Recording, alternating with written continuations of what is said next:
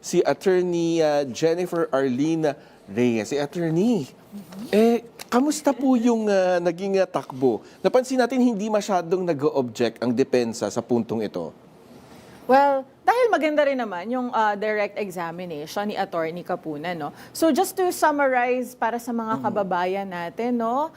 Dito sa testimonya ni Attorney Wamil, sinabi niya na yung mga accomplishment reports na sinubmit ng OVP and DepEd ay may pirma mismo ni Vice President Sara Duterte. Ibig sabihin nito, she is certifying or attesting that the purpose of the said confidential activities were 100% complied with. Kaya lamang po, sinabi ni Attorney Wamil na yung mga expenditures ay hindi included doon nga sa Section 4.8.1 ng Joint Circular. Kasi nga, gaya ng napagdiskusyon na natin kanina, Sir Sandro, kapag sinabi mong confidential funds, limitado lamang at specific ang mga purposes na pwede mo itong gamitin. And gaya nga nung sinabi mo, may medicine supplies, may food aid, may tree planting, etc.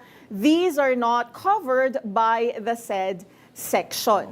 And also, sinabi rin ni Attorney Wamil na hindi nagsumite ng kahit anong mga dokumento ang OVP at DepEd regarding these excluded or those expenses na hindi included sa Section 4.8.1 ng nasabing confidential funds purposes.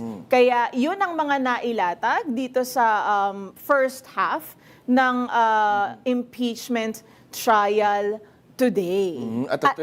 Sige, Darlene. At Attorney Arlene, yung binigyang diin kanina, no, na nagkaroon pala ng eksena na pinakiusapan ang COA na instead na magbigay ng AOM o yung Audit Observation Memorandum, magbigay na lang ng audit query. Ano po ba yan? Is that even allowed? Ano po ba yung difference ng dalawa? Well,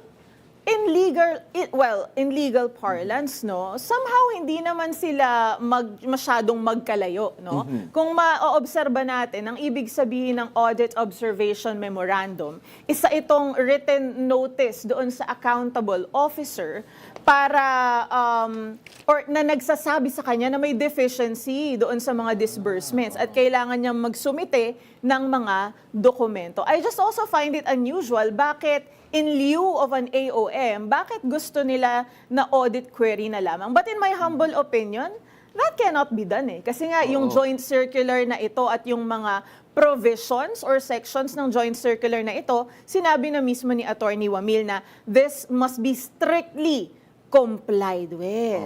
At matatandaan din natin, noong nagbigay na ng AOM ang Commission on Audit, ano ba nangyari, Attorney? Parang merong questionable doon sa naging pagkilos ng OVP at DepEd sa ilalim ng pamumuno ni VP Sara. Tama, no? Despite the issuances of these audit observation memoranda ng COA-ICFAO, nag-issue sila uli ng notice of suspension naman.